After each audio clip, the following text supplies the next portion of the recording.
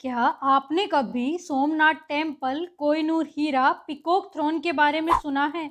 क्या आपको पता है एंशियंट में मिडाइवल टाइम में हम जो कोइंस यूज़ करते थे वो एक्चुअल गोल्ड व सिल्वर के बने होते थे। अगर इनको भी छोड़ दे तो आपने ये तो ज़रूर सुना होगा कि हमारा भारत सोने की चिड़िया था। पर क्या आपने कभी सोचा है आखिर भारत के पास इतना सोना कहाँ से आया और अब वो कहाँ गया? आइए पहले बात करते हैं भारत में गोल्ड माइनिंग की। ये है कर्नाटक की कोलार खान जो 88% गोल्ड माइनिंग में कंट्रीब्यूट करती है। बचा हुआ 12% आंध्र प्रदेश व राजस्थान जैसे स्टेट करते हैं, लेकिन ये प्रोडक्शन बहुत कम है। तो अब आप सोच रहे होंगे आखिर ये सोना कहाँ से आया था? तो आइए इस वीडियो में जानते हैं स्वर्णिम भारत के रहस्य। फर्स्ट, भारतीय क्लोथ्स। हड़प्पन टाइम से ब्रिटिश ईरा तक इंडियन क्लोथ्स की पूरे वर्ल्ड में हाई डिमांड थी। आर्कियोलॉजिकल सर्वे में इंडस वैली व मेसोपोटामिया के बीच ट्रेड की इंफॉर्मेशन मिलती है।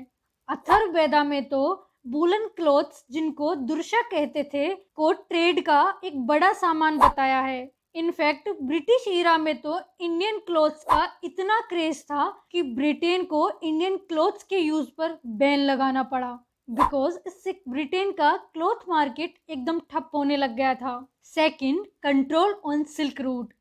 ये मिडिल ईस्ट से पास होने वाला ट्रेड रूट था जो चाइना को रोमन एम्पायर से जोड़ता था।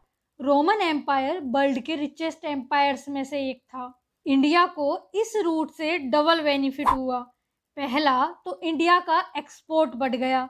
सेकंड, इंडिया इस रूट पर अन्य कंट्रीज से टैक्स वसूलता था। ग्रीक हिस्टोरियन प्लिनी ने तो ये तक कहा कि ऐसा कोई साल नहीं गुजरता जब इंडिया रोमन राजकोष से 10 करोड़ रोमन सिक्के न वसूलता हो। इसका रिजल्ट भी हमने देखा।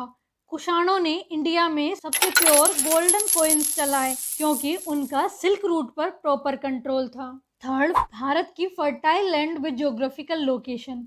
भारत की फर्टाइल लैंड बड़ी मात्रा में इंडियन स्पाइसेस, अफीम, शोरा, नील का प्रोडक्शन करती थी। इनकी वर्ल्ड के अन्य साम्राज्यों में बड़ी डिमांड थी। आपको सुनकर शौक लगेगा, जब वास्को डिगामा 1498 में इंडिया आया था तो अपने साथ काली मिर्च लेकर गया था जो 700 गुना अधिक दाम पर बिका। ऐसा ही कुछ सी मिनरल्स के साथ था। भारत 3 ओर से सी से घिरा है, जिससे इसे प्रीसियस पर्ल्स, सी स्टोन्स, शंख एटसेट्रा मिलते हैं, जिनकी फॉरेन मार्केट में बहुत डिमांड थी। इनके एक्सपोर्ट से इंडिया को बहुत प्रॉफिट हुआ। फोर्थ, साउथ वेस्टर्न मानसून की डायरेक्शन की इंफॉर्मेशन।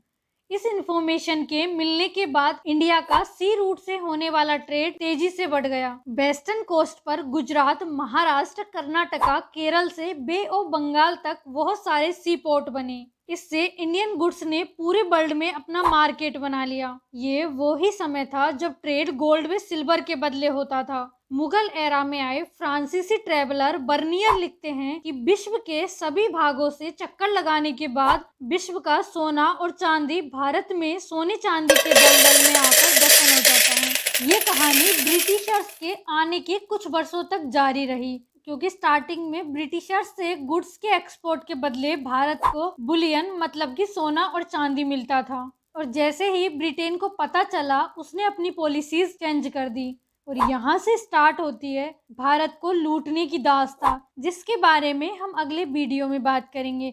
फिलहाल अगर आपको मेरी कोशिश अच्छी लगी तो वीडियो को लाइक एंड शेयर करें और चैनल को सब्सक्राइब करें।